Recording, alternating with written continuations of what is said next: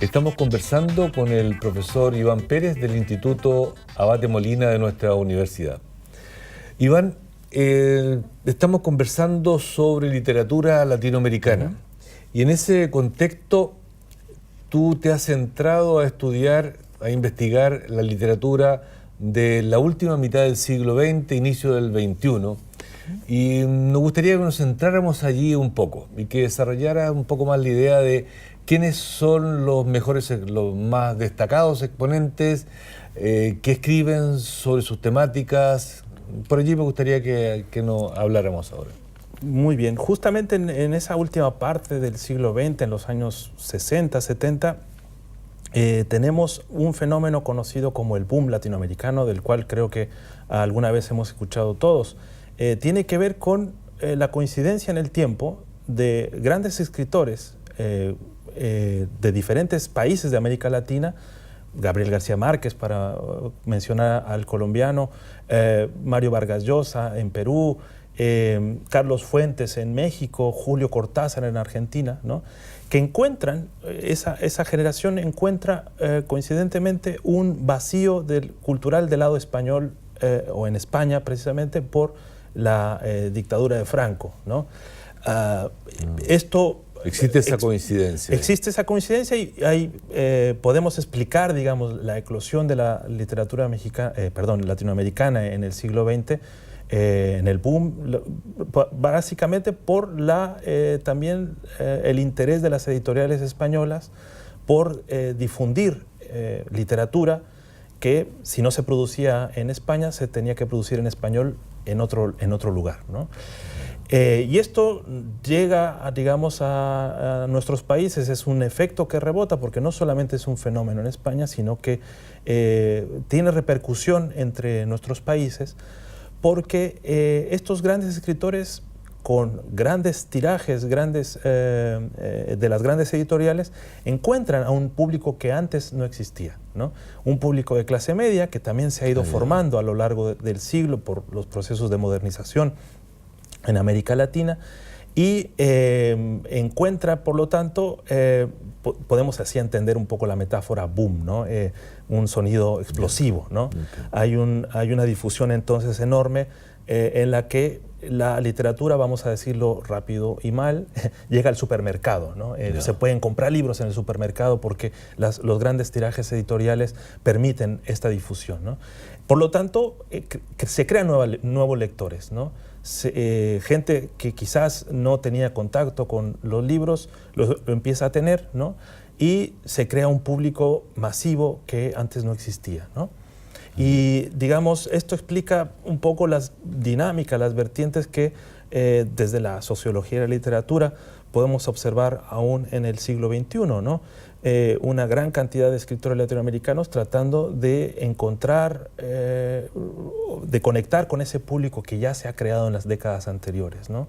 Y esto lo observamos a nivel continental y en cada uno de los desarrollos de las literaturas nacionales de cada uno de nuestros países, ¿no? Bien.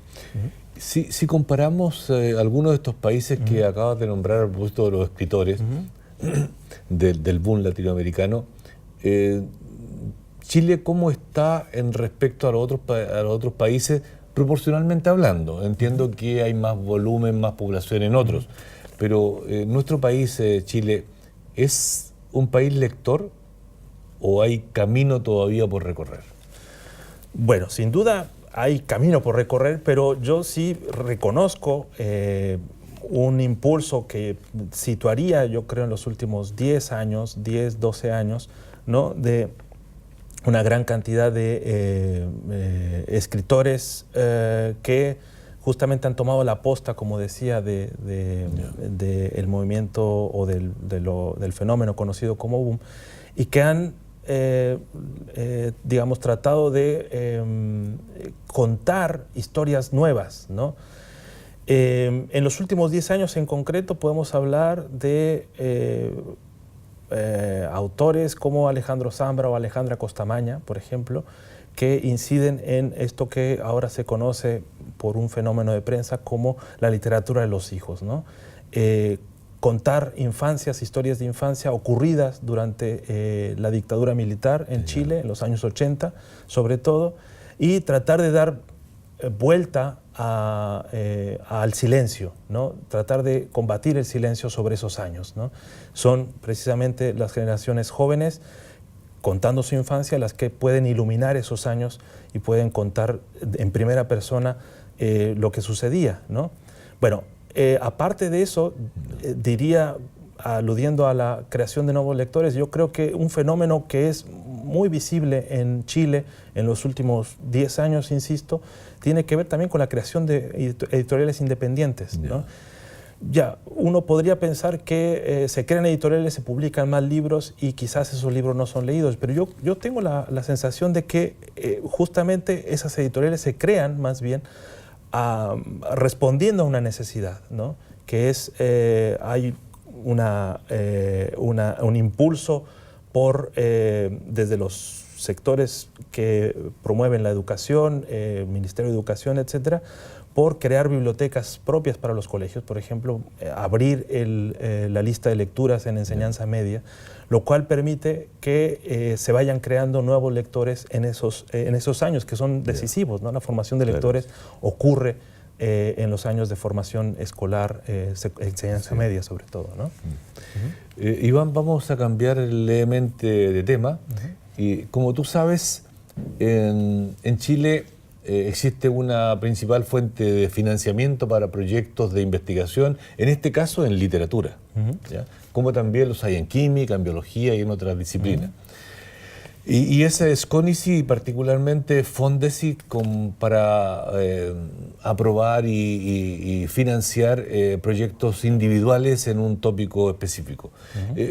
Tú te adjudicaste sobre un proyecto FONDECYT hace un tiempo y me gustaría que nos relataras brevemente, por cierto, y para que nuestros telespectadores lo entiendan, ¿de qué se trata tu proyecto? Sí, de hecho, justamente estoy terminando este año, estoy entregando resultados este año del proyecto FONDECYT, que se refiere a revistas literarias de los años, justamente de la segunda mitad del siglo XX a la fecha. Y mi proyecto... Cuando dices, perdón, revistas literarias, revistas que publican, revistas universitarias, que publican investigaciones en literatura. No. ¿O estoy entendiendo mal? En realidad... Cuando hablas de revistas literarias, ¿a qué te refieres con revistas Me literarias? explico. Entiendo como fenómeno de revistas literarias, digamos, a una forma alternativa de circulación. Estamos acostumbrados a pensar que la literatura son, bueno, los libros, las novelas que encontramos en librerías, pero en América Latina hay vamos a decirlo así, una costumbre muy poderosa, muy asentada entre los escritores, que es, si no tengo recursos para que me publique una editorial, me asocio con otros colegas y publico mi propia revista, ¿no? Este fenómeno ha hecho que a lo largo de los años, digamos, tengamos un caudal enorme de revistas literarias que tienen mayor o menor institucionalidad, pero que son una fuente importantísima para estudiar la historia de la literatura latinoamericana reciente, ¿no? Entonces, mi proyecto se enfoca precisamente en encontrar dentro de este gran caudal de revistas, sobre todo en Argentina, en México, en Chile y en Colombia, digamos, ¿qué relación hay entre este impulso entre los escritores por asociarse entre sí y publicar, ¿no? Y la esfera pública? Es decir, cómo intervienen ellos en la discusión política, cómo intervienen ellos en la coyuntura política, ¿no? En eso me he concentrado, ¿no? Y esto, desde luego, tiene muchas derivas, ¿no? Ha sido un proyecto, digamos, de 4 años. Tengo algunos resultados. Creo que voy a quedarme con ganas de escribir más sobre el... O sea, te va a quedar información para seguir escribiendo. Para seguir escribiendo y seguir, digamos, un poco cómo funciona la investigación en humanidades. Uno empieza y no sabe dónde termina. Y creo que para los próximos años todavía hay mucho que decir. Ya, qué bien, interesante.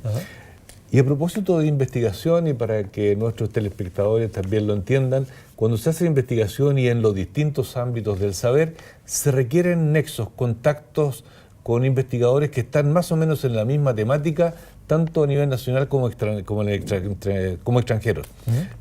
¿Cómo va el tema en el caso tuyo? Bueno, afortunadamente, digamos, yo me inserté, digamos, en el medio académico chileno en el año 2012, a mi llegada a la Universidad de Talca, y desde entonces he tenido contacto con colegas de la Universidad de Chile, de universidades que están situadas en Santiago, digamos, ¿no? Especialmente la Universidad de Chile. He colaborado en, digamos, dictando cursos en posgrado y he mantenido sobre todo las redes que he formado en el periodo de mi formación, digamos, formación académica, en el estudio de doctorado y de postdoctorado, especialmente con Alemania, ¿no? Justamente este año estuve invitado, gracias a un convenio que tiene la Universidad de Talca con la Universidad de Bonn en Alemania, estuve invitado a dar un curso en la Facultad de Romanística en Bonn. Bueno, esto implica que constantemente me comunico con mis colegas en encuentros internacionales y justamente la próxima semana voy a organizar aquí un encuentro con colegas que vienen de México, Argentina y desde luego la comunidad de colegas chilenos con los cuales tengo más contacto, ¿no? Bien. Hemos conversado con el doctor Iván Pérez del Instituto Abad de Molina de nuestra universidad. Gracias, Iván, por aceptar nuestra invitación. Muchas gracias por la invitación. Estimados telespectadores, hoy hemos conversado sobre literatura latinoamericana y cómo ésta influye durante la historia de nuestro país, en la política de nuestro país. Gracias por acompañarnos y les esperamos en una próxima oportunidad.